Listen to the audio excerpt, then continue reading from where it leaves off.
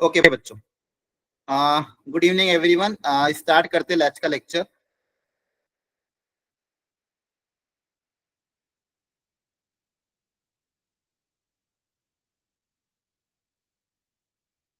करें स्टार्ट?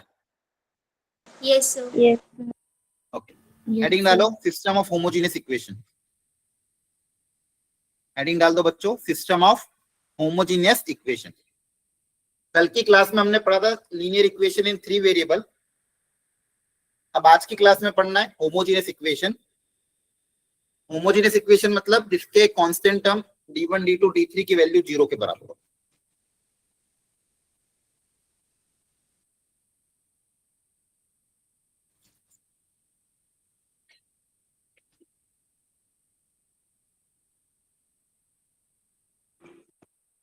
आप देख पा रहे हो इस इक्वेशन में और होमोजेनियस इक्वेशन में क्या अंतर दिख रहा है? Yes sir. यहाँ पे आपके जो कांस्टेंट थे d1 d2 और d3 वो 0 आ रहे हैं। तो जब भी constant d1 d2 d3 Yes. 0 आ जाएंगे, ऐसी इक्वेशन को होमोजेनियस इक्वेशन बोला जाता है। तो अगर कांस्टेंट d1 d2 d3 0 आ जाएंगे तो एक रो में 3 एलिमेंट 0 हो जाएंगे। डेल्टा एक्स, डेल्टा वाई और डेल्टा जेड के फॉर्मूले में जो डेल्टा एक्स हमने पढ़ा था कल, और डेल्टा वाई पढ़ा था और डेल्टा जेड पढ़ा था, जिसको हम क्या करते थे d1 d2 d3 से रिप्लेस करते थे, तो ये सारी की सारी वैल्यू 0 हो जाएगी। हाँ है ना? यस क्लियर है? Yes. Sir. तो होमोजेनियस केस में delta X, delta Y and delta Z are always 0। अब सारी चीजें डिपेंड करती है डेल्टा पे ही कि डेल्टा कैसा होगा। डेल्टा आपको पता ही है, डेल्टा मतलब the determinant of the coefficient matrix. Delta मतलब determinant of the coefficient matrix. अब सारी चीजें इसी पे डिपेंड करेगी कि इसकी वैल्यू कैसी हो। कोई भी नंबर या तो 0 होगा या तो नॉन 0 होगा, दो ही पॉसिबिलिटी होती है। किसी भी नंबर की दो ही पॉसिबिलिटी होती है, अगर ये 0 हो जाए या फिर नॉन 0 हो जाए। ठीक है, बोलो। Yes. Yes Sir.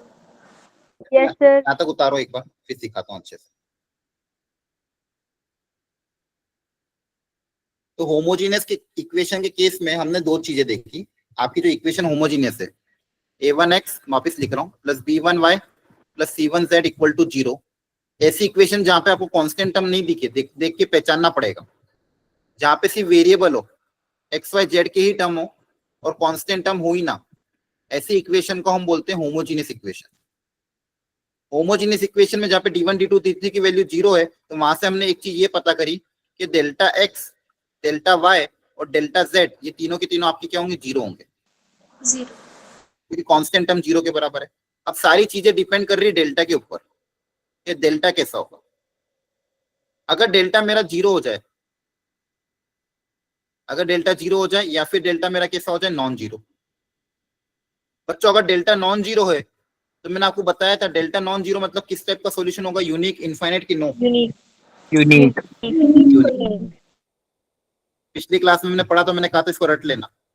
Delta non 0 मतलब सॉल्यूशन कैसा होना चाहिए? यूनिक सॉल्यूशन, है ना? Yes, sir. सॉल्यूशन यस मतलब क्या होता है? इन तीनों इक्वेशन का आपका बस एक सिंगल सॉल्यूशन ऐसा आएगा जो तीनों को सेटिस्फाई करेगा, है ना? Yes sir. Yes, sir. आप इन इक्वेशन को क्या इन तीनों इक्वेशन को देख के आप ये बता सकते हो कि एक्स वाई जेड की ऐसी वो कौन सी एक सिंगल वैल्यू होगी जो तीनों इक्वेशन को सेटिस्फाई करेगी? देख के बता सकते हो आप, देखो ध्यान से थोड़ा। सर 0। हाँ, x equal to 0, y equal to 0, z equal to 0, क्या ये वो वैल्यू है जो तीनों को इसमें रख दूंगा तो तीनों इक्वेशन को सेटिस्फाई करेगी? Yes sir. Yes, sir. तो वो कौन सा सॉल्यूशन है? Unique solution. वो यूनिक सॉल्यूशन ये है होमोजेनियस इक्वेशन का। वो यूनिक सॉल्यूशन कौन सा है? x equal to 0, y equal to 0, z equal to 0। ये वो ऐसा सॉल्यूशन है जो तीनों इक्वेशन को सेटिस्फाई करेगा। अब इस सॉल्यूशन को एक बहुत स्पेशल नाम दिया गया। इस सॉल्यूशन को एक स्पेशल नाम दिया गया, ट्रिवियल सॉल्यूशन। क्या नाम दिया गया? Trivial solution. अब क्वेश्चन में कभी कभी आपको ये नाम डायरेक्ट दे देंगे। जैसे ये नाम दिया तो आपको ये सोचना ट्रिवियल, अच्छा ट्रिवियल मतलब ये वाला सॉल्यूशन, ये वाला सॉल्यूशन मतलब यूनिक सॉल्यूशन, यूनिक सॉल्यूशन मतलब क्या condition? Delta not equal to 0। Clear है? तो आपको डायरेक्ट इसको इससे रिलेट करना। ट्रिवियल बोला है मतलब क्या इक्वेशन इक्वेट कर दोगे? Delta not equal to 0। Question में ये वर्ड आएगा, the following find the value of k if the equation has trivial solution. Trivial solution जैसे ही आपको दिखे आप क्या करोगे? Delta not equal to 0। क्या करोगे? Delta Not equal. Not equal to. क्या बात समझ में आ रही है? Yes. Yes. Sir. पहली चीज। अब दूसरी कंडीशन पे आ जाते हैं। दूसरी कंडीशन में ये बोल रहा था अगर डेल्टा 0 के बराबर आ जाए, तो अगर देखो पहले से ये तीनों 0 थे और डेल्टा भी अगर 0 आ गया तो कौन सा सॉल्यूशन आ जाएगा? Infinite. Infinitely many very solutions. Good, infinite solution. Infinite solution मतलब आपको यहाँ पे एक्स वाई जेड के इनफाइनाइट सॉल्यूशन मिलेंगे। अगर डेल्टा भी 0, ये भी 0, तो सबके मिलेंगे इनफाइनाइट सॉल्यूशन। तो ऐसे केस में उसको नाम दिया गया नॉन ट्रिवियल सॉल्यूशन। क्या नाम दिया गया? Non-trivial. और जब भी वर्ड आप ये देखो नॉन ट्रिवियल, नॉन ट्रिवियल की कंडीशन क्या अप्लाई कर दोगे? Delta is equal to 0. Delta equal to 0। Non trivial जब भी आपको दिखे क्या कंडीशन अप्लाई कर दोगे? Delta equal to 0। बस ये दो चीज आपको ध्यान रखनी है। 0. यहाँ पे नो सॉल्यूशन का केस बनेगा ही नहीं, क्योंकि हमेशा कंसिस्टेंट होंगे, कुछ ना कुछ सॉल्यूशन हमेशा आपको मिलेगा। तो नो सॉल्यूशन वाला केस कभी भी नहीं आएगा। या तो डेल्टा इक्वल टू 0 पे यूनिक सॉल्यूशन मिलेगा, डेल्टा नॉन इक्वल टू 0 पे क्या मिलेगा? नॉन ट्रिवियल मतलब इनफाइनाइट सॉल्यूशन। नो सॉल्यूशन वाला यहाँ पे कोई कंडीशन नहीं आएगी। आपको होमोजेनियस के केस में दो वर्ड को ध्यान रखना है। अच्छा एक चीज और, नॉन ट्रिवियल सॉल्यूशन का एक और नाम है, उसको भी प्लीज अच्छे से याद रखना, नॉन जीरो सॉल्यूशन। ये वर्ड भी बहुत बार यूज होता है। क्या नाम है? Non zero solution. Non zero भी बोले तो आप क्या बोलोगे? Delta equal to 0। Equal to 0. तो आपको ये तीन चीजें ध्यान रखनी है बच्चों। क्या क्या? ट्रिवियल है मतलब delta not equal to 0। Non trivial मतलब delta equal to 0। Non trivial है फिर non zero solution. Zero solution मतलब कौन सा आ गया? यूनिक वाला। Zero solution Yes. कहां पे मिलेगा? यूनिक वाले को। नॉन जीरो सॉल्यूशन कहां मिलेगा? ऑफ कोर्स इनफाइनाइट वाले में। तो नॉन जीरो सॉल्यूशन बोले, नॉन ट्रिवियल सॉल्यूशन बोले, मतलब इनफाइनाइट का केस है। ऐसे केस में आप कंडीशन क्या अप्लाई करोगे? Delta equal to 0। ये कंडीशन से याद करनी है आपको, अल्टीमेटली सारी कंडीशन याद करनी है ना? Yes. Yes. Yes. इसको लिख लो अच्छे से, जल्दी से। लिख लिया क्या Yes. Yes. सबने? प्रॉपरली उतार लिया है? Yes, sir. चलो ये वाला ट्राई करो, कंडीशन अप्लाई कर दो, फिर जो भी प्रूव करना होगा अपने आप आ जाएगा। क्वेश्चन को ध्यान से पढ़ के कंडीशन अप्लाई करो। क्या कंडीशन होगी?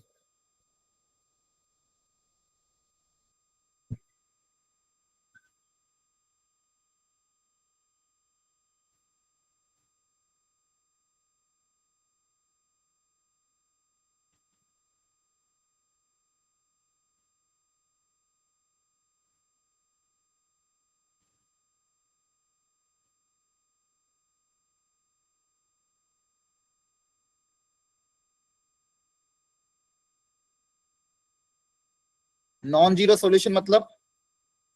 Delta is Delta 0. Very good, delta equal to 0। तो डेल्टा को 0 से इक्वेट कर दो।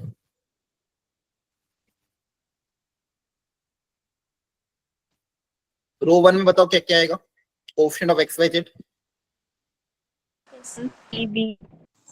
1। सबसे पहले क्या आएगा? 1 आएगा। 1. Yes. Minus 1. Minus B.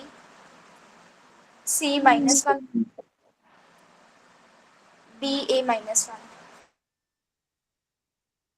Very good, इसको ओपन करो।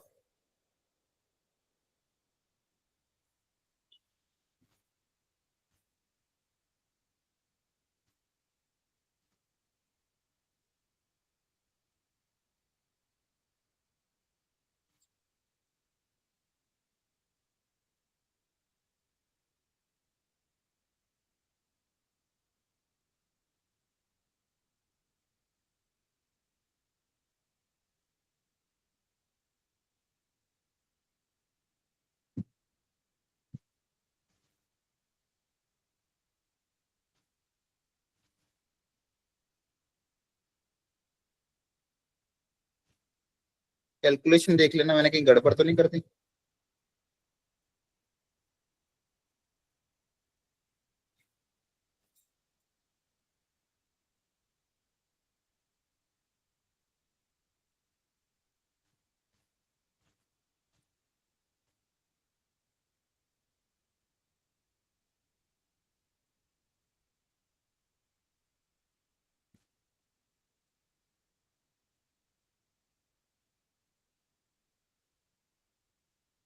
कैलकुलेशन सही है। ये डेल्टा सर देखो तो सेकंड इक्वेशन देखना एक बार, C X minus Y minus A Z is equal to 0 वाली। हाँ को मैं क्रॉस चेक कर लेता हूँ। 1 into 1 minus minus minus plus A square, फिर minus minus plus C into minus C plus A B, फिर minus B into A C plus B, फिर सर ये हो जाएगा इक्वेशन बोल रहा हूँ। सर कौन ये सी तो आपने लिखा जो इक्वेशन 1 2 3 लिखी ना, सी एक्स माइनस वाई अच्छा अच्छा, माइनस वहां गड़बड़ हो गई सर क्या? वो गलत है वहां पर साइन। हाँ हाँ हाँ, यहाँ गड़बड़ हो गई। यहाँ पे क्या आ जाएगा, X minus C Y minus B Z equal to 0। यहाँ पे C X minus Y plus बस A A Z Z. Equal, हाँ।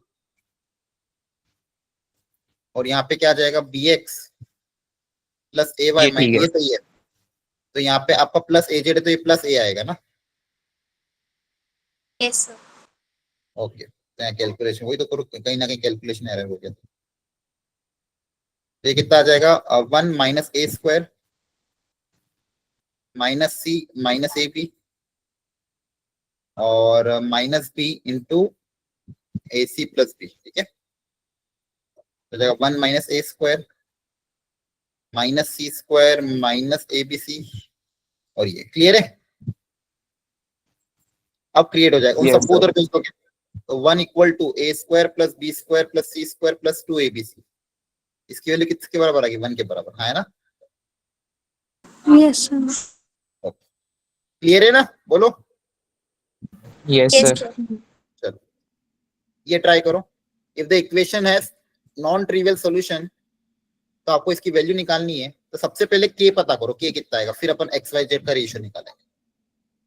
अप्लाई करो condition for non trivial solution.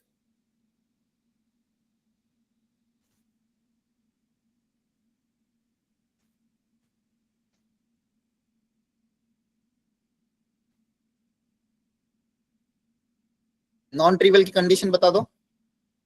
Delta delta is is equal to सब लोग apply कर दो।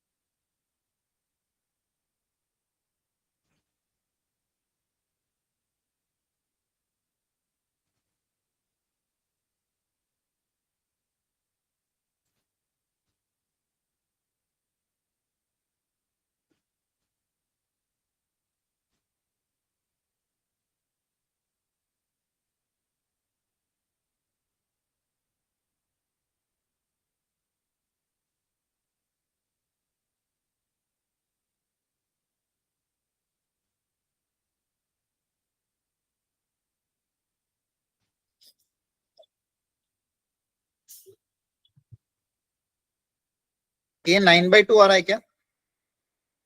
Yes sir. Yes sir. Okay, अब बताओ ये x by Y, y by Z और z बाय इस x और y में रेशियो निकालना है। कैसे निकाले रेशियो, सोचो जरा। इसके नॉन ट्रिवियल इनफाइनाइट सॉल्यूशन है, तो रेशियो अब कैसे क्या सोचें, बताओ। आपके पास 3 इक्वेशन है।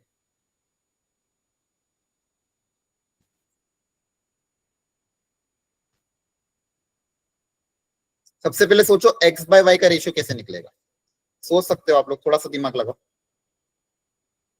x अप बाय y का रेशियो कैसे निकलेगा, x और y में रिलेशन डेवलप करना।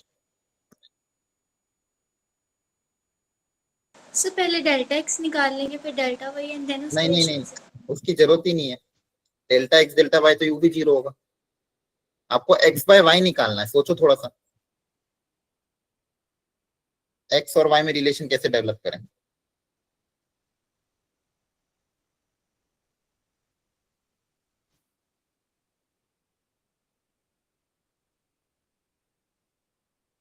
सर फर्स्ट और थर्ड इक्वेशन से। हाँ, फर्स्ट और Yes, थर्ड का sir. क्या करूं। सो उनको ऐड कर देंगे दोनों को। ठीक है, जैसे सोचना है कुछ सबको। फर्स्ट और थर्ड को ऐड करोगे तो जेड उड़ जाएगा।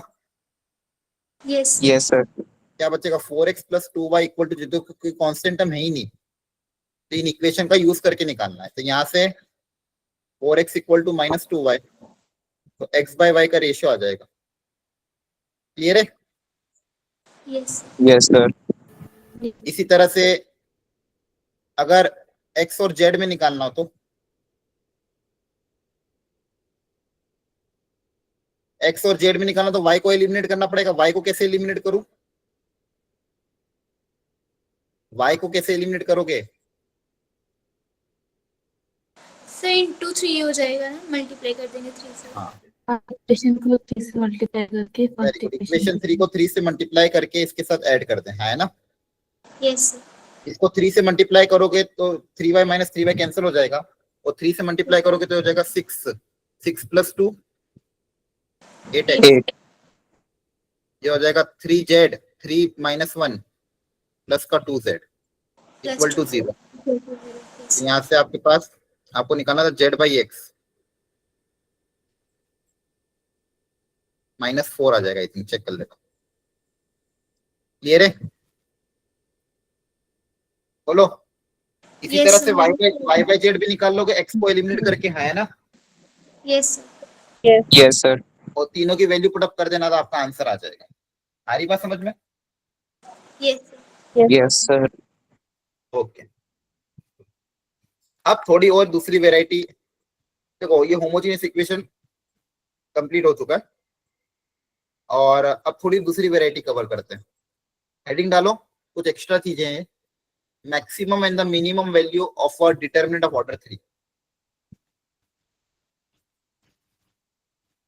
मैक्सिमम, कभी कभी ऐसे क्वेश्चन आ जाते हैं। कभी कभी आपको बोलेंगे कि 3x3 का डिटरमिनेंट है, इसमें ये वैल्यू पुटअप करनी है, इसकी मैक्सिमम वैल्यू कब आएगी।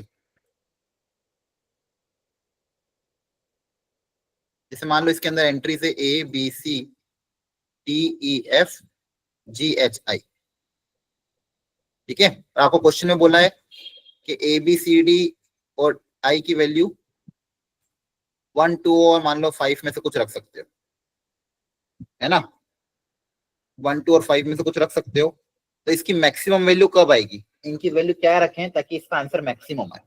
इसके पीछे क्या लॉजिक लगेगा ये सोचना। आपको ऐसा क्वेश्चन क्या आएगा, ये 3x3 का डिटरमिनेंट है, उसमें एंट्रीज आर अलाउड 0 एंड 1 और 1 और 2 और 3 और 5, ऐसे कुछ भी एंट्रीज अलाउड है। तो क्या, कौन सी वैल्यू कहाँ कहाँ पे रखें ताकि आंसर इस डिटरमिनेंट का मैक्सिमम आए। आंसर उस डिटरमिनेंट का क्या है, मैक्सिमम। क्वेश्चन समझ में आया। Yes sir.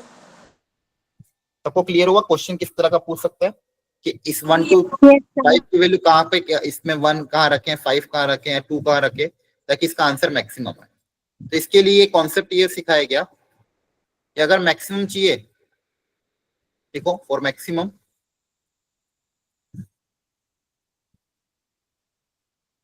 चाहिए तो आपको यहाँ पे बस ये रिलेट करना है कि डायगोनल एलिमेंट और नॉन डायगोनल एलिमेंट। तो अगर आपको मैक्सिमम चाहिए तो डायगोनल में हमेशा मिनिमम वैल्यू रखो और नॉन डायगोनल में मैक्सिमम वैल्यू रखो। तो लिख दो यहाँ पे पुट मिनिमम नंबर, क्योंकि चीजें सब्सट्रैक्ट भी होती है ना, in diagonal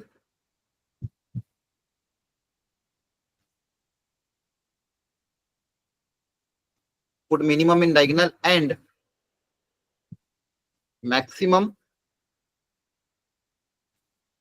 number in non diagonal.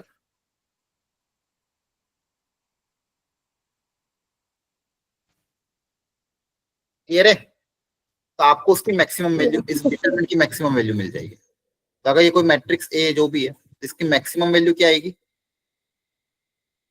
For example इससे अगर मैं रिलेट करूं तो डायगोनल में क्या रख दूं? 1 2 और 3 में से बोलो। डायगोनल में कौन सी? मिनिमम 1। और नॉन डायगोनल में क्या रख दूं? मैक्सिमम। मतलब 5। तो इस वाले केस में जो डिटरमिनेंट आएगा वो आपका क्या आएगा? मैक्सिमम आएगा। क्लियर है? बोलो। और मिनिमम निकालना बहुत आसान है। क्यों? क्योंकि अगर मैक्सिमम निकाल लोगे तो उसी का नेगेटिव टाइम्स कर देना। Minimum value equal to what? जो भी मैक्सिमम वैल्यू की उसका minus times of the maximum value. Clear है? Yes sir. ये लिख लो जल्दी से।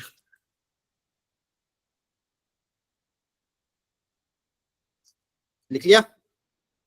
यस सर, यस लिख लिया। सर। चलो इसको सॉल्व करो। अच्छा वही क्वेश्चन आ गया, ठीक करो।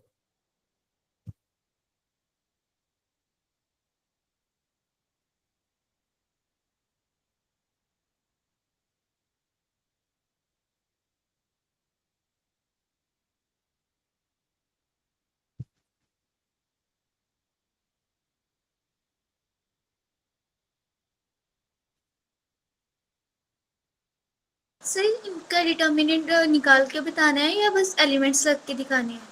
नहीं वैल्यू निकाल के बताओ।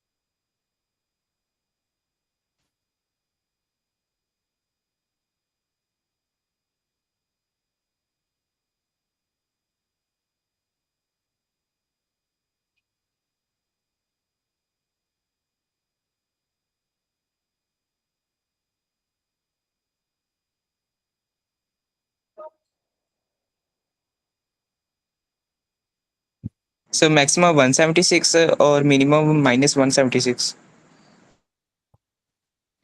अच्छा 176 आ रहा है सबका? बाकी लोग भी Yes. निकालो जल्दी से। चेक करो सही आ रहा है कि कुछ और आ रहा है।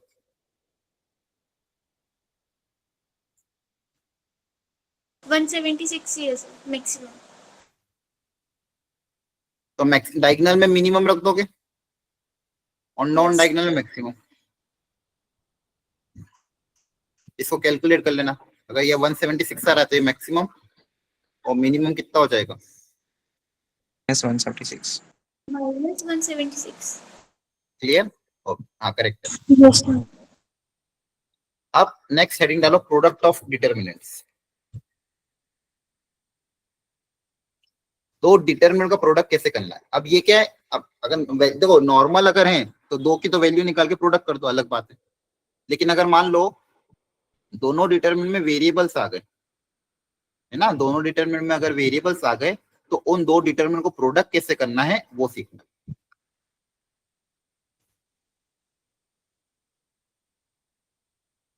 पहले 2 क्रॉस 2 को मल्टीप्लाई करके दिखाता हूँ, फिर 3 क्रॉस 3 को। यहाँ पे कुछ वैल्यू ले लेते हैं।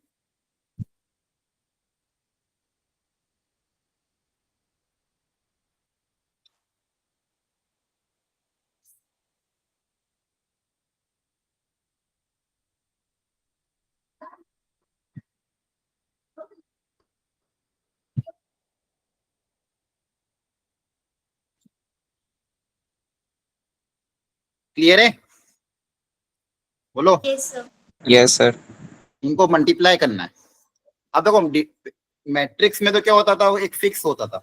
पहला एलिमेंट पता करने के लिए फर्स्ट रो को फर्स्ट कॉलम से करेंगे, दूसरा एलिमेंट पता करने के लिए फर्स्ट रो को सेकंड कॉलम से, second row first column, second row second column, है ना। मैट्रिक्स मल्टीप्लिकेशन में वैसा होता था, लेकिन डिटर्मिनेंट में ऐसा कुछ रूल फिक्स नहीं है। आप जैसे मान लो आपने रो 1 ले ली, तो पहला एलिमेंट पता करने के लिए आप रो 1 को रो 1 से भी कर सकते हो, रो 1 को कॉलम 1 से भी कर सकते हो, कुछ फर्क नहीं पड़ता, ठीक है। तो पहला एलिमेंट निकालने के लिए आप काई से भी मल्टीप्लाई कर सकते हो। तो आप अगर आप रो बाय रो मल्टीप्लाई करना चाहते हो, रो बाय रो मल्टीप्लाई कर दो।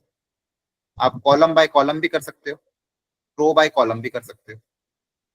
मैट्रिक्स में ऐसा कुछ फिक्स नहीं, डिटरमिनेंट में सॉरी। तो अगर मैं रो बाय रो करूं, तो फर्स्ट रो को फर्स्ट रो से करूंगा तो क्या आएगा, देखो x1 a1 plus y1 b1, ये पहला एलिमेंट आ गया, क्लियर। फिर रो 1 को रो 2 से कर देंगे, x1 a2 plus y1 b2, ये दूसरा एलिमेंट आ जाएगा। फिर रो 2 की बारी, रो 2 को दोनों रो से एक एक बार कर दो, x2 a1 plus y2 b1, और ये हो जाएगा x2 a2 plus y2 b2, clear है। Yes sir. तो ये रो बाय रो हो गया। आप चाहो तो इसको कॉलम बाय कॉलम भी कर सकते हो, कॉलम बाय कॉलम करके दिखाता हूँ। कॉलम 1 को कॉलम 1 से कर दो तो पहला एलिमेंट आ जाएगा, x1 a1 plus x2 a2। फिर कॉलम 1 को कॉलम 2 से कर दो, x1 b1 plus x2 b2। फिर कॉलम 2 को कॉलम 1 से, y1 a1 plus y2 a2, और लास्ट वाला y1 b1 plus y2 b2। आ रही बात समझ में? Yes sir. लेकिन एक्चुअली तो क्वेश्चन आएंगे जेई वगैरह में या फिर जेई एडवांस में, जहाँ पे भी है, वहां पे आपको मल्टीप्लाई करना नहीं है। आपको मल्टीप्लाई करके पहले से दे देंगे, आपको उसको ब्रेक करना पड़ेगा दो डिटर्मिनेंट, मतलब उल्टा प्रोसेस आपको करना है एक्चुअली। आपको समझ पा रहे हो? वहां पे दिमाग लगाना बहुत जरूरी है। मतलब आपको मल्टीप्लाई करके आंसर दे देंगे कि ये दो मैट्रिक्स का मल्टीप्लीकेशन है, आपको उसको दो में तोड़ना पड़ेगा, और लॉजिकली भी आसानी से तोड़ सकते हो। पैटर्न क्या बन रहा है वो देखो, है ना। मान लो रो बाय रो मल्टीप्लाई करके दिया होगा, तो आप बस दो में तोड़ देना। जैसे आप एग्जांपल देखो कैसे तोड़ोगे। मान लो रो बाय रो का मल्टीप्लाई तोड़ दिया हुआ है, तो पहली रो को ध्यान से ऑब्जर्व करो, इन दोनों एलिमेंट को, इन दोनों को ध्यान से ऑब्जर्व करो। इन दोनों में आपको सेम चीज क्या दिख रही है? x1 y1 सेम सेम दिख रहा है। यस। कहीं ना कहीं एक आपकी एक रो में x1 y1 होगा ही। x1 y1 फिक्स कर दिया आपने, दोनों में x1 y1 आ रहा है, तो एक डिटरमिनेंट का ये पहली रो क्या आ जाएगी, x1 y1, है ना। अब जो बचे हुए एलिमेंट होंगे वो दोनों अगले डिटरमिनेंट के दोनों वाले आ जाएंगे। अगले बचे हुए क्या है, b1 a1 b1, तो a1 b1 यहाँ आ जाएगा। दूसरा क्या था, a2 b2, तो a2 b2 यहाँ आ जाएगा। ऐसे पुट अप कर दोगे, है ना। तो पहले देखना कॉमन क्या आ रहा है। कॉमन x1 y1 था, उधर की एक रो कॉमन की बची हुई दो रो होगी। लॉजिक बैठ रहा है? Yes sir. Yes sir. हो सकता है रो बाय रो हो सकता है कॉलम बाय कॉलम हो। अभी करूंगा क्वेश्चन में। अभी 2 क्रॉस 2 में करो, 3 क्रॉस 3 में करो। अब देखो यहाँ पे देखो 3 क्रॉस 3 में, यहाँ पे देखो ध्यान से बताओ, रो बाय कॉलम किया है कि कॉलम बाय रो, या फिर क्या किया है? रो बाय रो, जो भी बताओ, ध्यान से देख के बताओ। Sir row by column. हाँ, रो को कॉलम से कर दिया। रो 1 को पहले कॉलम 1 से, फिर कॉलम 2 से, फिर कॉलम 3 से, है ना। तो देखो Yes. इसमें भी आप प्रिडिक्ट कर सकते हो। इन तीनों को ध्यान से देखो, इन तीनों को ध्यान से देखने में ऐसा कौन सा एलिमेंट है जो तीनों में आ रहा है? A1 B1 C1। हाँ, A1 B1 C1, तो A1 B1 C1 तीनों में आ रहा है, तो कहीं ना कहीं एक रो फर्स्ट वाले की क्या हो जाएगी, A1 B1 C1। फिर बच्ची भी क्या कर दिया, तो तीनों को कॉलम में लिख दो, x1 x2 x3 y1 y2 y3 z1 z2 z3। तो वो या तो रो में लिखना तो रो में, कॉलम में लिखना तो कॉलम में। कर लोगे ना प्रिडिक्ट? यस। इसी तरह से फिर सेकंड रो को देखना ध्यान से, उसमें कॉमन क्या दिख रहा है, तीनों में कॉमन एलिमेंट जो तीनों में आ रहे हो, A2 B2 C2, तो फर्स्ट वाले डिटरमिनेंट की रो 2 हो जाएगी, है ना। यस। ओके, ये आप घर पे लिख उतार लेना अपने अपने नोट्स में एक बार, ठीक है। सर ये हमेशा ही वेरिएबल्स की फॉर्म में होंगे, अगर उन्होंने नंबर्स की फॉर्म में मल्टीप्लाई करके दे दिए फिर कोई मतलब ही नहीं, फिर इतनी मेहनत थोड़ी करेंगे। नंबर के फॉर्म में तो डायरेक्ट डिटरमिनेंट निकाल के मल्टीप्लाई कर दूंगा, अलग अलग डिटरमिनेंट निकाल के, है ना। नंबर के फॉर्म में तो कोई मतलब ही नहीं है उनकी, तो आप क्या कर सकते, सिंपली दोनों का डिटरमिनेंट अलग अलग निकालो, मल्टीप्लाई कर दो, क्लियर है। यस। जो भी मेहनत है वेरिएबल में। अब जैसे यहाँ पे इन्होंने कैसे किया मल्टीप्लाई,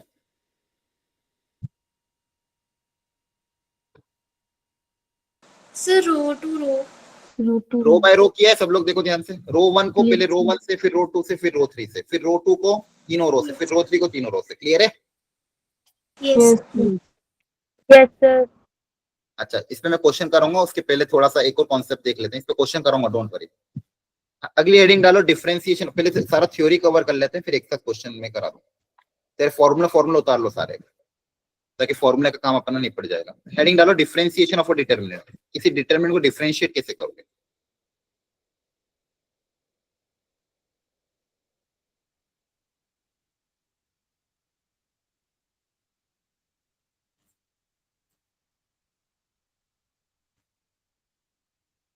डाल दी heading? Yes sir. Yes sir. अब देखो डिफरेंशिएशन का क्या रूल होता है, कैसे करोगे, देखो ध्यान से। एग्जांपल लेके समझा रहा हूँ। कोई मान लो वेरिएबल के टर्म्स में डिटरमिनेंट है। वेरिएबल के टर्म्स में मान लो x, x square 5, 7x, x plus 2, x cube 6, कुछ भी रैंडम ले रहा हूं मैं, -1, 3, 4x। क्लियर है? ये मान लो कोई डिटरमिनेंट है आपका। अब बोला इसको डिफरेंशिएट करो x के टर्म्स। वेरिएबल कौन है? x, तो differentiate with respect to x। क्लियर है? इसका डिफरेंशिएशन का रूल क्या है? रूल ये है कि आपको रो बाय रो डिफरेंशिएट करके ऐड करना है। मतलब पहले रो 1 को डिफरेंशिएट कर दो, बचा हुआ एज इट इज। फिर रो 2 को डिफरेंशिएट कर दो, बचे हुए एज इट इज। फिर रो 3 को डिफरेंशिएट कर दो, बची हुई रो एज इट इज। तो पहले रो 1 को डिफरेंशिएट करेंगे, तो रो 1 का डिफरेंशिएशन कितना आ जाएगा? 2x 0 और 2x है ना? 0 से। और बची हुई रो Yes, में sir. कोई छुटकानी नहीं करनी, बची हुई रो एज इट इज लिख दोगे। लिखते जाओ ये। अब अगला किसकी बारी आएगी बताओ? रो 2 की। रो टू यस। रो 2 को डिफरेंशिएट कर दोगे, बची हुई दो रो एज इट इज। तो रो 2 का डिफरेंशिएशन क्या हो जाएगा? 1 1 x स्क्वायर और 3x x क्यूब का डिफरेंशिएशन क्या हो जाएगा? 3x square. x प्लस 2 का डिफरेंशिएशन क्या होगा? 1। और लास्ट वाले में थर्ड वाली रो को डिफरेंशिएट, थर्ड रो को डिफरेंशिएट करोगे तो कांस्टेंट का डिफरेंशिएशन 0, 4x का डिफरेंशिएशन। 4. क्लियर है? Yes sir. Yes, sir. ये दो रो as it is.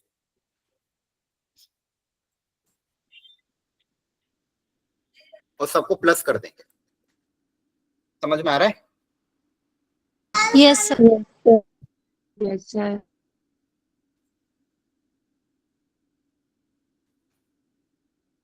Sir first row को 2x 07 में लिखेंगे। फर्स्ट रो को ओके सर समझ। आपको जब भी डिफरेंशिएशन करना है रो बाय रो करोगे। पहले रो 1 को करोगे, बच्चे हुए as it is, plus row 2, फिर रो 3। क्लियर हो गया सबको? Yes Yes.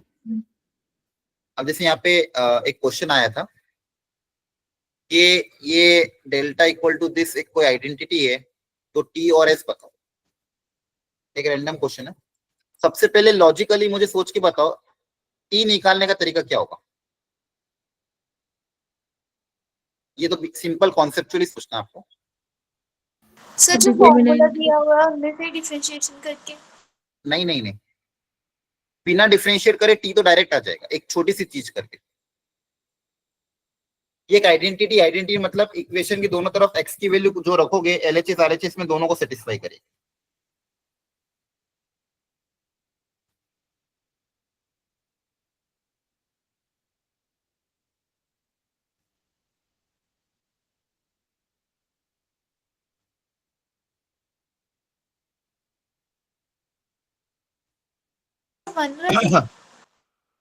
नहीं, 1 रखने पे नहीं होगा काम। और सोचो, एक्स को मैं क्या रखूं डायरेक्टली टी आ जाए। एक्स की वैल्यू ऐसी क्या रखें ताकि डायरेक्ट टी आ जाए? 0 रखेंगे फिर तो t इक्वल टू 0 ही आ जाएगा। नहीं, टी एक्स को 0 रखने पे टी थोड़ी 0 है। अगर एक्स को 0 रख दे बच्चों, देखो ध्यान से, क्या टी बचेगा सिर्फ? दिमाग लगाओ। Yes sir. है ना? टी निकालने के लिए एक्स को क्या रख दो? 0 रख दो। आइडेंटिटी है ना, तो आइडेंटिटी में क्या होता है? एलएचएस आरएचएस में आप एक्स की वैल्यू दोनों तरफ सेम रख सकते हो। तो एलएचएस में भी एक्स को सेम रखूंगा और आरएचएस में भी एक्स को सेम रखूंगा तो इक्वली आएगा। तो एक्स को 0 रख दोगे तो यहाँ पे क्या बनेगा? 0 1 -3 -1 0 4 3 -4 0 और इधर भी x को 0 रखोगे तो क्या बचेगा? t बचेगा, है ना? समझ में आ गया? Yes, sir. ऐसे क्वेश्चन आपको yes board sir. Yes, sir. t निकालने के लिए दोनों तरफ x को क्या रख दिया? 0 रख दिया, सिंपल, यहाँ से t आ जाएगा। क्लियर? Yes. अब अगला क्वेश्चन और काम करता है। s निकालने के लिए क्या मेथड, क्या तरीका अपना, क्या जुगाड़ जमा? t तो आपने निकाल लिया, चलो डायरेक्टली। अब x निकालने के लिए क्या जुगाड़ जमा या फिर क्या तरीका अपना है?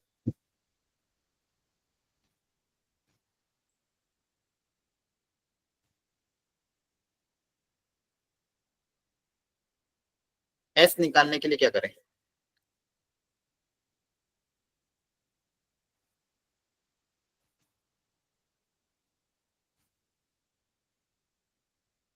सोचो।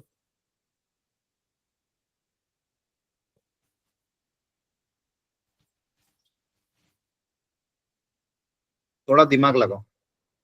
अभी जो थोड़ी देर पहले कुछ कॉन्सेप्ट सिखाए थे उसी में से यूज होगा, हिंट है। चलो अभी कुछ जो कॉन्सेप्ट सिखाए थे उन्हीं का यूज करना है।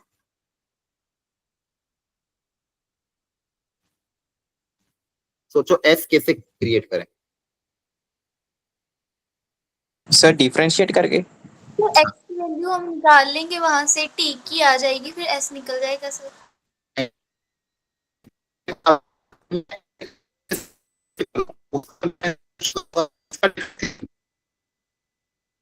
सर आपकी आवाज भी नहीं आ रही, स्क्रीन भी नहीं शो हो रही।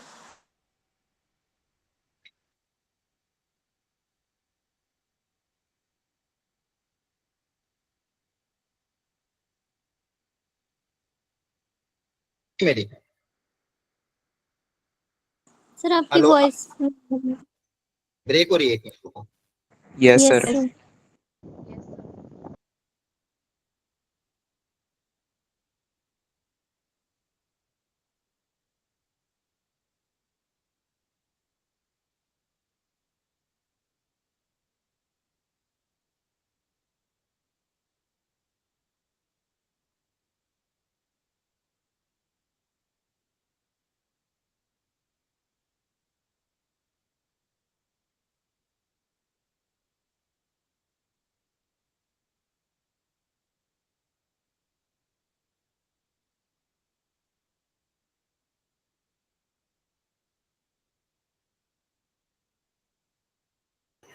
एक मिनट बच्चों, है ना, मैं कर रहा हूँ ट्राई।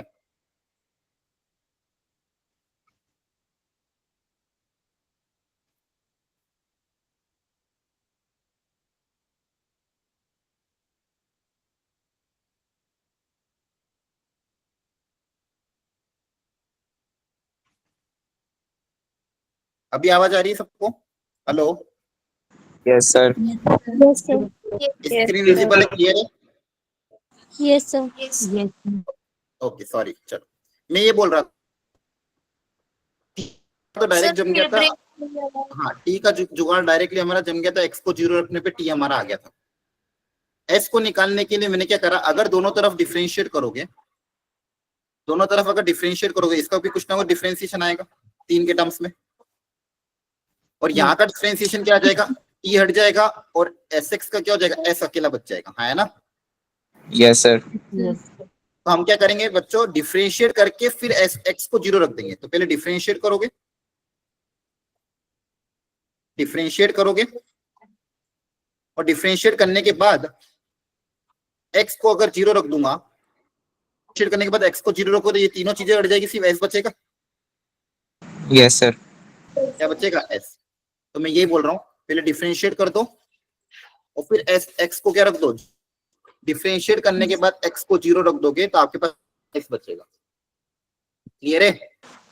सो दोनों साइड्स में, लेफ्ट हैंड साइड में भी और राइट हैंड साइड हाँ, में। ऑफ कोर्स डिफरेंशिएट करोगे तो दोनों तरफ ही करोगे ना। इक्वेशन में कभी भी डिफरेंशिएट करते दोनों तरफ करना पड़ता है, कभी भी एक तरफ थोड़ी करना है। जीरो दोनों साइड रखना है ना। हाँ, दोनों तरफ आइडेंटिटी है ना, तो दोनों तरफ रखना पड़ेगा, एक तरफ रख के कभी नहीं होगा। फर्स्ट पार्ट में भी तो फिर दोनों तरफ रखा था। क्लियर है? Yes. Yes sir. ठीक है। तो ये बस एक प्रैक्टिस के लिए इलस्ट्रेशन करवाना था तो करवा दिया। कभी ऐसे क्वेश्चन आए तो लॉजिक ध्यान रखना। ओके,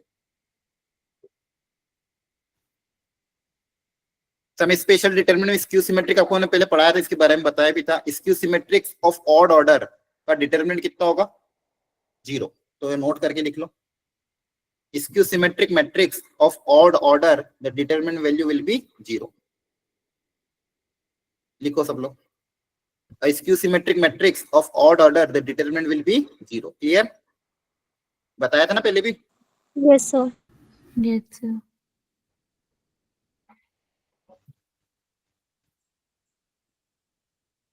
अब ये लिख लो पहले। दूसरा इंपॉर्टेंट प्रॉपर्टी डिटरमिनेंट की, determinant replace by the cofactor the value is equal to delta raise to power n-1। इसका मतलब क्या है? जैसे मान लो एक 3x3 का कोई है जिसके एलिमेंट थे a1 a2 a3 b1 b2 b3 जो भी a11, मान लो आपको कोई डेल्टा था, determinant of a11 a12 a13 a21 a22 a23 a31 a32 a33, इसकी मान लो आ रही वैल्यू डेल्टा। अब मैं एक ऐसा डिटरमिनेंट बना रहा हूं इसके कोफैक्टर वाला, मतलब एलिमेंट्स को रिप्लेस कर जाएगा कोफैक्टर से। C11 C12 C13 21 22 23 31 32 33, और इसका अगर मैं डिटरमिनेंट निकालूं तो इसकी वैल्यू डायरेक्ट निकाल सकते। जो पुरानी वैल्यू आई है उसकी पावर कर दोगे n-1। फॉर्मूला क्या है? जो पुराना डेल्टा है उसकी power n-1, where n is the order. तो अगर 3x3 तो क्या हो जाएगा? 3 - 1, दैट इज डेल्टा स्क्वायर। समझ में आ रहा है? Determinant by replacing the element by the respective cofactor, उसकी वैल्यू क्या आ जाएगी? डेल्टा की power n-1। n is the order of the matrix. ये प्रॉपर्टी, इसको याद रखना। बोलो, समझ में आ रहा है? Yes sir. Yes, sir. तो 3x3 रहा तो आंसर क्या कर दोगे? डेल्टा की पावर n-। लिख लो जल्दी से। जैसे क्वेश्चन देख लो, एक आपको डिटरमिनेंट की वैल्यू गिवन है 3 के बराबर, वो पूछा है इसकी डिटरमिनेंट की वैल्यू निकालो। एक तरीका तो क्या है? पहली इक्वेशन को सॉल्व करके x पता करो, x की वैल्यू पुट अप करके यहाँ रख दो, वो फिर आपका आंसर आ जाएगा। हाँ है ना? पहले वाले डिटरमिनेंट को सॉल्व करके x निकाल लोगे, x की वैल्यू इसमें रखोगे तो आंसर आ जाएगा। हाँ है ना? Yes. Yes sir. Yes, sir. दूसरा पैटर्न है कि अगर ऑब्जर्वेशन करो, जो आंसर हमको निकालना है उसका पहला एलिमेंट ध्यान से देखो क्या है? x³ - 1। x³ - 1 है क्या बेसिकली इस डिटरमिनेंट के रेस्पेक्ट में? इसका कोफैक्टर C11 क्या आएगा? देखो Factor of C11. x³ - 1 ही तो आएगा। -1. C12 क्या होगा? -m12 के बराबर। हाँ, कोफैक्टर माइनर के सेंस में निकालते हैं। और C12 का कोफैक्टर क्या आएगा? इसका माइनर निकालोगे तो x minus X square minus X square. x square minus x 0। C13 कैसे निकालोगे? m13 के बराबर आएगा। m13 निकाल लो। m13 मतलब फर्स्ट रो सेकंड कॉलम को छिपा दोगे, फर्स्ट रो थर्ड कॉलम को छिपा दोगे तो क्या आएगा? x X minus minus x X की power 4. देखो यही सब कुछ दिया हुआ है ना? तो बेसिकली ये कोफैक्टर है। इसका फॉर्मूला क्या हो जाएगा? तो डेल्टा है की पावर n-1, यस 3 की पावर, यहाँ पे n कितना है? 3x3 मैट्रिक्स है तो 3 की पावर 2, दैट इज 9। तो डायरेक्ट आ जाएगा बिना मेहनत के। क्लियर है? अगर ऑब्जर्वेशन करनी पड़ेगी बस, कभी भी आपको कोफैक्टर वाला डिटरमिनेंट दिख जाए तो फॉर्मूला अप्लाई कर देना ये वाला। अब समझ में आ गया लॉजिकली कैसे करना है? Yes. sir. Yes, sir. Last heading डाल लो, क्लेले हैमिल्टन थ्योरम। ये थोड़ा सा एक्स्ट्रा करा रहा हूं मैं, इसकी मदद से आप कुछ क्वेश्चन सॉल्व कर सकते हैं। सिलेबस में ऐसे नहीं अलग से, लेकिन इसकी एक प्रॉपर्टी बहुत अच्छी है जिसकी मदद से क्वेश्चन कभी कभी अच्छे से सॉल्व हो जाते हैं। हेडिंग डालो। थ्योरम क्या बोलती है? Every matrix satisfy it's characteristic equation, मतलब हर मैट्रिक्स अपनी कैरेक्टरिस्टिक इक्वेशन को सेटिस्फाई करेगा, जैसे अपन क्वाड्रेटिक में बोलते हैं ना, क्वाड्रेटिक का रूट उसकी इक्वेशन को सेटिस्फाई करेगा। अगर किसी क्वाड्रेटिक का रूट है अल्फा, तो अल्फा इसकी इक्वेशन में रख देंगे तो उसको क्या करेगा, सेटिस्फाई करेगा, है ना। Yes. Yes. Sir. ऐसे ही हर मैट्रिक्स अपनी कैरेक्टरिस्टिक इक्वेशन को सेटिस्फाई करता है। अब सवाल ये उठता है ये कैरेक्टरिस्टिक इक्वेशन है क्या और उसको निकालना कैसे है। आइए इसको समझते हैं अपन। सबसे पहले मान लो कोई मैट्रिक्स ए मैंने अज्यूम कर लिया, कुछ भी अज्यूम कर लो, 2 क्रॉस 2 से लेके समझते हैं, 2 7 5 1, ये मान लो मैं कोई मैट्रिक्स ए। तो इस मैट्रिक्स की कैरेक्टरिस्टिक इक्वेशन कैसे निकालोगे? Characteristic equation of matrix A वो आएगी determinant of A minus lambda I equal to 0, या फिर लैम्डा की जगह आप एक्स ही लिख दो तो ज्यादा सही।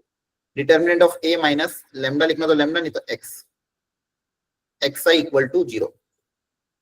ए माइनस लैम्डा एक्स आई जो मैट्रिक्स होगा, ए माइनस एक्स आई जो मैट्रिक्स होगा उसका जो डिटर्मिनेंट है उसको 0 से बराबर करना है, ठीक है। तो उससे आपको जो इक्वेशन मिलेगी वो आपकी क्या होगी, कैरेक्टरिस्टिक इक्वेशन। अब ध्यान से देखो, ये आपका ए है, ये आपका क्या है ए, और एक्सआई मैट्रिक्स क्या हो जाएगा, एक्सआई मैट्रिक्स क्या होगा, आइडेंटिटी मैट्रिक्स में एक्स को मल्टीप्लाई कर देंगे, आइडेंटिटी मैट्रिक्स में एक्स कर देंगे मल्टीप्लाई। अब इन दोनों को क्या करना है, सब्सट्रैक्ट करना है। इन दोनों को सब्सट्रैक्ट करोगे तो एक्स माइनस ए आई क्या आ जाएगा, जो भी डायगोनल एलिमेंट में उसमें बस एक्स सब्सट्रैक्ट हो जाएगा, बच्चा हुआ तो ऐसे किस रहेगा। Yes sir. तो ये माइनस एक्स आई आ गया, क्लियर है। अब कैरेक्टरिस्टिक इक्वेशन क्या है, a माइनस एक्स आई का डिटरमिनेंट इक्वल टू 0, तो इसका डिटरमिनेंट क्या आ जाएगा, 2 minus X 7 5 1 minus X, determinant of this equal to 0। तो यहाँ से जो इक्वेशन आएगी वो आपकी कैरेक्टरिस्टिक इक्वेशन। यहाँ से इक्वेशन कैसे निकालोगे, डिटरमिनेंट सॉल्व कर लो, क्रॉस मल्टीप्लाई।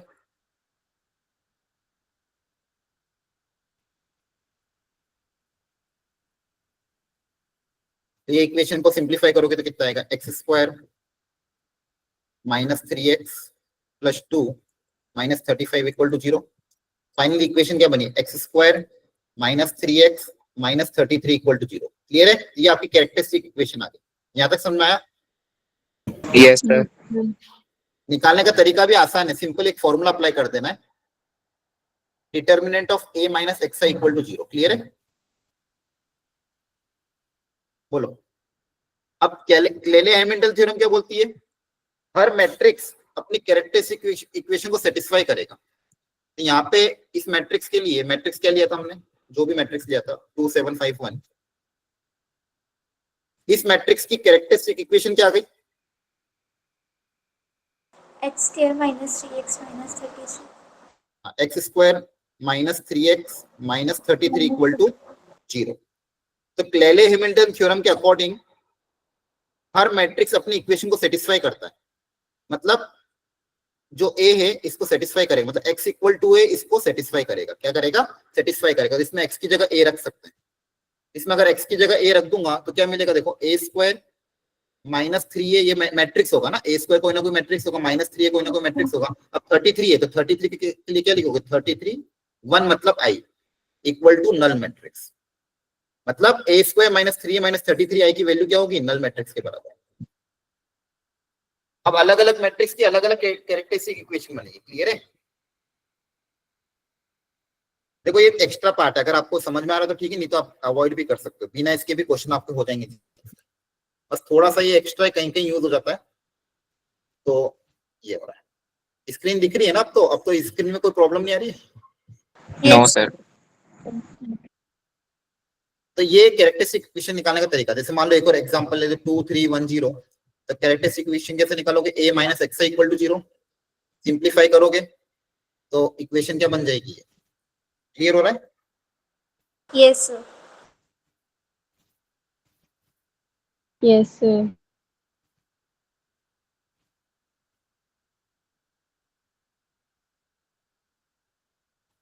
ओके, एक क्वेश्चन करा देता हूँ, इस पे आइडिया लग जाएगा। एक मैट्रिक्स ए दिया हुआ था और बोला गया A inverse equal to this, तो सीओडी बताओ। अब देखो इसको बिना कैरेक्टरिस्टिक इक्वेशन के भी सॉल्व कर सकते हैं, आपको ए इनवर्स निकालना पड़ेगा और इधर निकालना पड़ेगा, कंपेयर करना पड़ेगा, लेकिन मैं कैरेक्टरिस्टिक इक्वेशन की मदद से थोड़ा इसको जल्दी सॉल्व कर पाऊंगा, इसलिए पढ़ाया था। तो इसकी कैरेक्टरिस्टिक इक्वेशन सब लोग निकालो।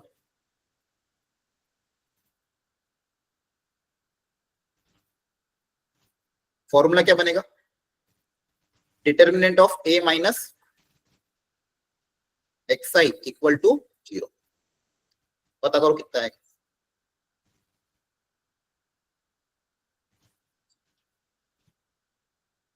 ए माइनस xi करेंगे तो बताओ क्या क्या चेंजेस आ जाएंगे, सिर्फ डायगोनल एलिमेंट चेंज होंगे, यस सर। क्या आ जाएगा 1 माइनस एक्स, 1 माइनस एक्स और 4 माइनस एक्स, बाकी में थोड़ी सी फर्क पड़ेगा, है ना। Yes sir. इसको सिंप्लीफाई करके क्यूबिक इक्वेशन बनेगी। इसको आप डिटरमिनेंट को तो ओपन कर लोगे ना, यस सर। Yes, sir. तो मैं डायरेक्ट लिख रहा हूँ X cube minus 6x square, लिखो X cube minus 6x square plus 11x minus 6। इसको सिंप्लीफाई करके अपन को कॉन्सेप्ट सीखना है। ये इक्वेशन है, इस डिटरमिनेंट को आप ओपन करोगे तो ये इक्वेशन है, ये आपकी क्या कैरेक्टरिस्टिक इक्वेशन Yes, क्लियर है। sir. Yes sir. X cube minus 6x square plus 11x minus 6। अब हर मैट्रिक्स इसको सेटिस्फाई करेगा, मैट्रिक्स ए, यस सर। तो बताओ क्या रिलेशन आ जाएगा, A cube A cube minus 6a square plus 11a 6i।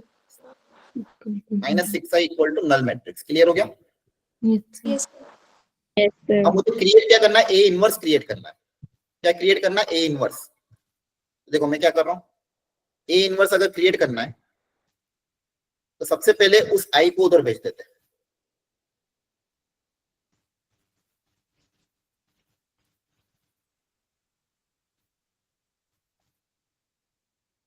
अब ए इनवर्स क्रिएट करने के लिए बताओ क्या तरीका अपना है। सर सबको इनवर्स से मल्टीप्लाई Very good. करना। Very good, multiply both side by A inverse.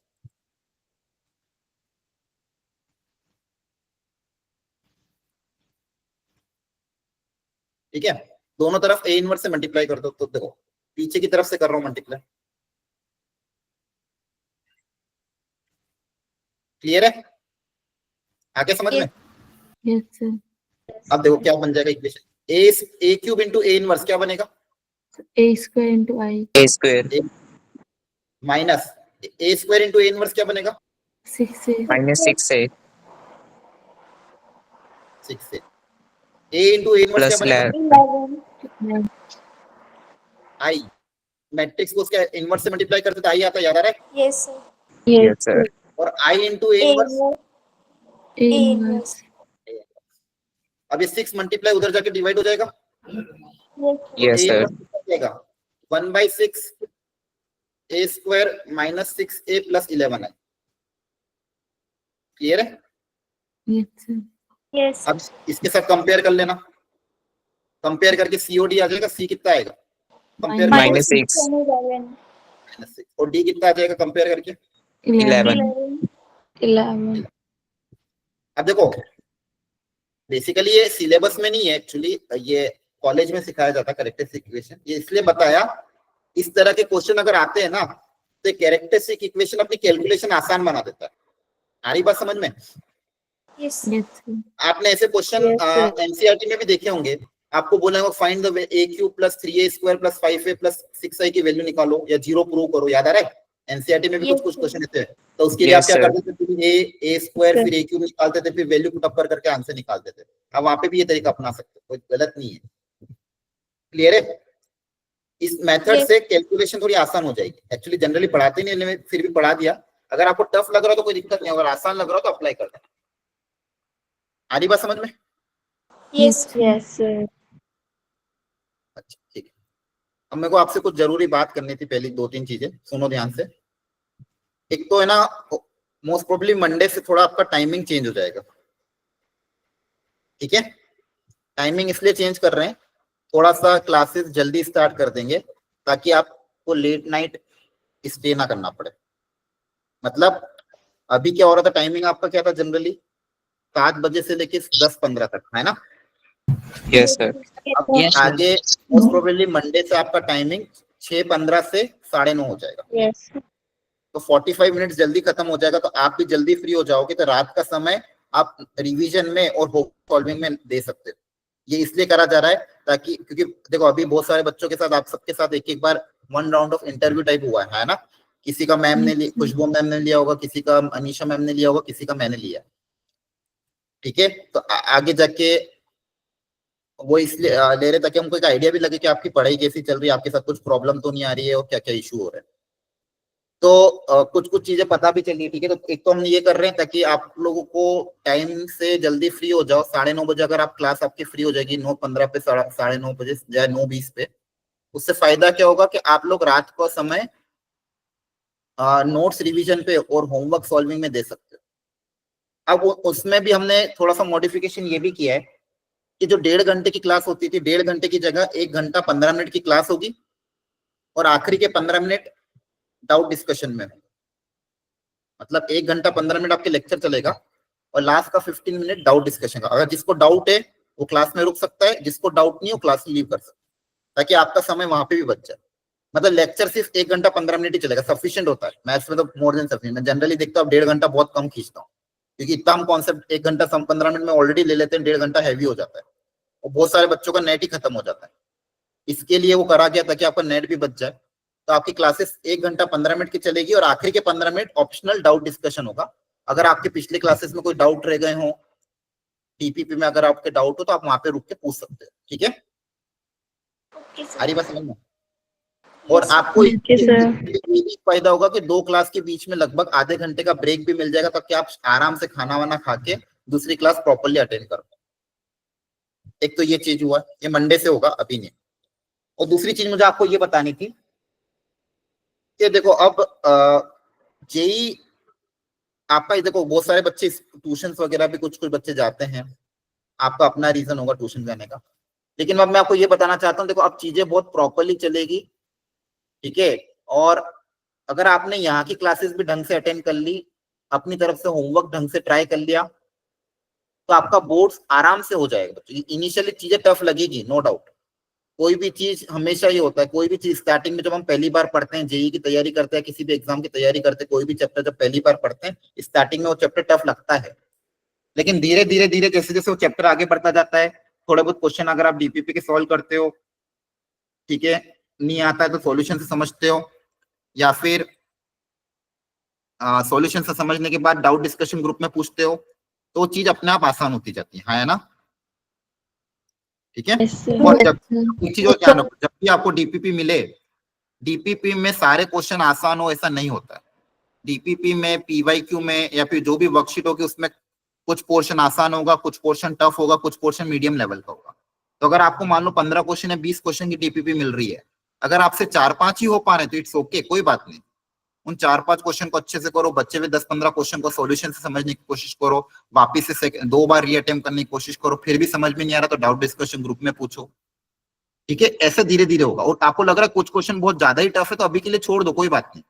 At least पहले आप अपना कॉन्फिडेंस बढ़ाओ इजी मीडियम लेवल के क्वेश्चन में। ऐसा जरूरी नहीं कि सारे ही क्वेश्चन आपको करने, नहीं, ऐसा कोई जरूरी नहीं है।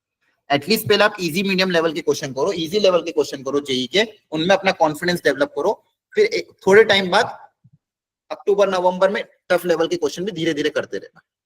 लेकिन पहले आप इजी क्वेश्चन करके, मीडियम लेवल के क्वेश्चन करके अपना कॉन्फिडेंस डेवलप करो, ताकि आप लोग इस रेस में या फिर इस कॉम्पिटिशन में या फिर अपनी तैयारी में अपने आप को कॉन्फिडेंटली आगे बढ़ा पाओ। अदरवाइज नहीं तो आप बीच में ही गिव अप कर दोगे टफ क्वेश्चन के करने के चक्कर में। पहले आप अपना बेस स्ट्रॉन्ग करो, इजी क्वेश्चन करके कॉन्फिडेंस लेवल बढ़ाओ।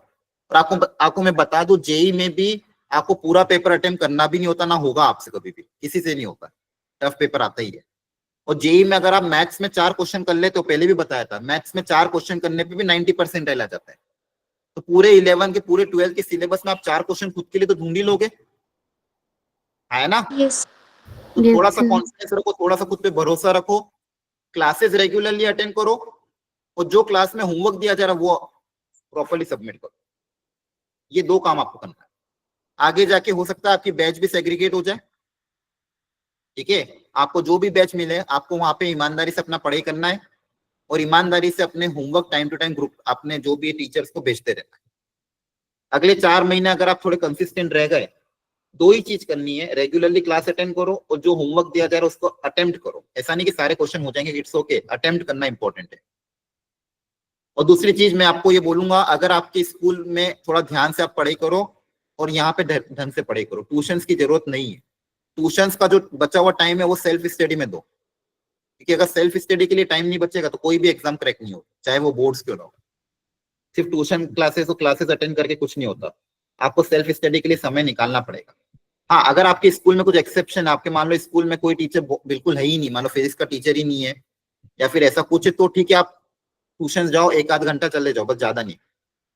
लेकिन अगर अवॉइड हो सकता हो तो थोड़ी स्कूल में मेहनत करो, कोचिंग क्लास में मेहनत, यहाँ पे अपनी अवंती के क्लास में मेहनत करो, और खुद के मेहनत के दम पे आराम से चीजें निकल जाएगी। ट्यूशन जाने की जरूरत नहीं, फोकट पैसा बिगाड़ने की जरूरत नहीं, और समय बचे हुए समय में अपना प्रैक्टिस करो, चाहे बोर्ड्स की प्रैक्टिस करना तो बोर्ड्स की प्रैक्टिस करो, जो होमवर्क दिया जा रहा है उसकी होमवर्क की प्रैक्टिस करो। और मैं आपको ये आपके लिए एक सजेशन दूंगा, ज्यादा अभी टफ क्वेश्चन के चक्कर में डिमोटिवेट मत होना। तीनों सब्जेक्ट में पहले आपका टारगेट होना चाहिए इजी क्वेश्चन को करो, इजी क्वेश्चन हो जाता है तो फिर मीडियम लेवल पे जाओ। जो ज्यादा क्वेश्चन टफ है उसको अभी के लिए छोड़ दो, कोई दिक्कत नहीं है, छोड़ना कोई बड़ी बात नहीं है, एग्जाम में भी छोड़ना पड़ेगा। आपके एग्जाम में मैथ्स में 25 क्वेश्चन आएंगे, आपसे 25 बनेंगे ही नहीं। अगर आप मैथ्स में 8 क्वेश्चन भी करके आ गए 25 में से, आपका 98 परसेंटाइल आ जाएगा, 97 परसेंटाइल आ जाएगा। आपको पता है ना, 4 क्वेश्चन पे 90 परसेंटाइल आ जाता है। तो आपको वहां पे भी जब टफ क्वेश्चन छोड़ने हैं तो आप इधर भी छोड़ सकते हो अभी के लिए, लेकिन अभी आप अपना कॉन्फिडेंस डेवलप करो, खुद को थोड़ा मजबूत बनाओ। जो चीजें पुरानी छूट गई है उसको किसी दिन स्कूल की छुट्टी हो, छुट्टी वाले दिन कवर करो, या फिर हफ्ते में एक दिन छुट्टी मार के कवर करो।